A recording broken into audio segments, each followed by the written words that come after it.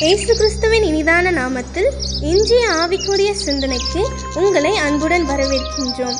இப்போதும் ஒரு பாடலுக்கு பின்பு உங்கள் சிந்தையை தெளிவிக்கும் ஆவிக்குரிய செய்தியை கேட்கலாம்.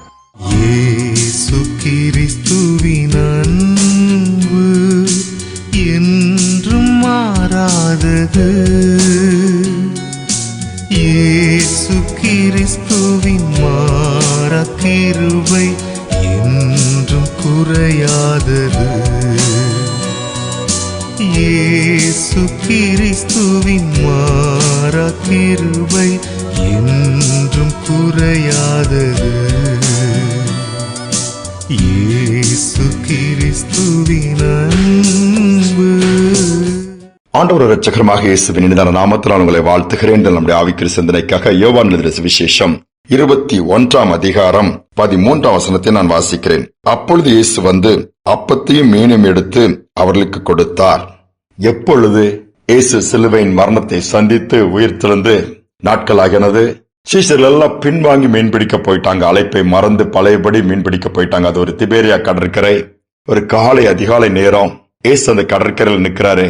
சீஷர்கள் மீன்பிடிக்க போயிட்டு அவர்களுக்கு ஆவலோடு வருகையை எதிர்பார்த்து நிற்கிறார். ஏனென்றால் அவருடைய அழைப்பு வேற, மனிதர்களை பிடிக்கிறவர்களாய் மாற்றுவேன்னு சொன்னார். ஆனால் அவர்களோ மீண்டுமாய் பழைய தொழிலுக்கு மீன்பிடிக்கும்படியாகவே ஆண்டவருடைய அன்பை விட்டு பின்வாங்கி போயிட்டாங்க. ஆனால் இயேசு நின்று கொண்டிருக்கிறார். அவர்கள் வருகிறார்கள். பார்த்து, உங்களிடம் புசிப்பதற்கு ஏதாவது இருக்கா? ஒண்ணுமே இல்ல, முழுதும் நாங்க வலைய போட்டு பார்த்துட்டோம், ஒரு மீன் கூட கிடைக்கல. அப்போ படகுக்கு அருகில வலதுபுறமா போட சொல்றாரு. 153 பெரிய மீன் கிடைக்கிறது. கரைக்கு வந்து சேர்றாங்க. நல்லா டயர்டா இருக்கிறாங்க, சோர்வு. ஆனா இயேசு என்ன பண்ணிருக்கிறார்? நெருப்பை மூட்டி ஏற்கனவே மீனை அதிலே பொரித்து இவர்களுக்கு ஆயத்தமாய் வைத்திருக்கிறார், சாப்பிடும்படியாய். அவர்கள் பிடித்த மீனை ஏற்கனவே வாங்கியல்ல, அதையும் கொண்டு வாங்கன்னு சொல்கிறார்கள். அதற்கு முன்பாகவே சீஷர்களுக்காய் ஆகாரத்தை ஆயத்தப்படுத்தி வைத்திருக்கிறார். அன்பை பாருங்களேன். இந்த பேதுரு அதுல இருக்கிறாரு, சந்தேகப்பட்ட தோமா இருக்கிறாங்க. எல்லா இயேசுவை விட்டு ஓடி போனவங்க தான். ஆனா அவங்களை திரும்பவும் இயேசு நேசிச்சு தன்னுடைய அன்பை காமிக்கிறாரு. அவர்களுக்கு ஆகாரத்தை அவரே கையினாலே அடுப்பை மூட்டி அதுல எரிய வச்சு மீனை வச்சு எடுத்து கொடுக்கிறானா? இவ்வளவு பெரிய ஆச்சரியம், இவ்வளவு பெரிய இரக்கமும் அன்பு நிறைந்த அந்த அன்புக்கு ஈடு எதுவுமே இருக்க முடியாது. இன்னைக்கு நாம அதை செய்வோமா? நமக்கு ஒருத்தர் துரோகம் பண்றாங்க, நம்மளை தூக்கி போட்டுட்டு போயிட்டாங்க வேண்டான்ட்டு, திரும்ப வந்தாங்கன்னா அல்லது நாம தேடி போவோமா? திரும்ப வந்தா சேர்த்துக்குவோமா? அல்லது திருப்பி இது பண்ணுமா? முடியவே இருக்காது. ஆனா இயேசுவின் அன்பு அது வித்தியாசமான அன்பு. இந்த உலக அன்போடு ஒப்பிட்டு பார்க்கவே முடியாது. அப்படிப்பட்ட அன்பு நிறைந்தவர் தான் நம்முடைய ஆண்டவர். அதே அன்பு இன்றும் மாறாததற்கு நாம் எப்படி இருக்கிறோம்? கொஞ்சம் யோசித்து பாருங்க. ஒரு அருமையான சகோதரிய வாழ்க்கையை நான் படிச்சேன். அவங்க அப்பா அம்மாவை சிறு பையனா இருக்கும்போது குத்தி கொன்னுட்டாங்க. கண் முன்னாடியே கொல்லப்படுகிறார். இவரும் துரத்தப்படுகிறார். இவர் ஒண்ணு இல்லாம அனாதை ஆகிறார். ரொம்ப கஷ்டப்பட்டு அப்புறம் எங்கோ உறவினர் மூலமா வளர்க்கப்பட்டு வாலிப பருவம் வரும்பொழுது இவருக்கு குத்துனது யார் எங்கிறதெல்லாம் கண்டுபிடிக்கிறாரு.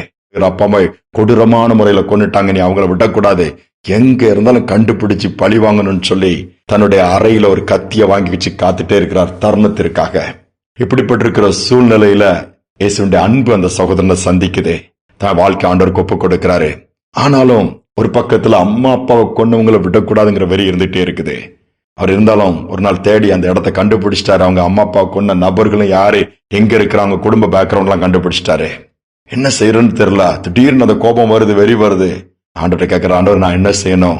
எங்க அம்மா அப்பாவை கொன்னவங்களை நான் பழி வாங்கிரட்டுமா? ஆண்டவர் சொன்னாரா, நோ, நீ பழி வாங்க கூடாது. முன்னாடி நீ உலக பிரகாரமா இருந்தா, இப்ப என் பிள்ளையா மாறிட்டா. என்னுடைய அன்பு தான் உன்னில் வெளிப்படணும். நீ பழி வாங்குறது உன் வேலை கிடையாது. இப்ப நான் என்ன செய்யணும்? நீ போய் பாரு.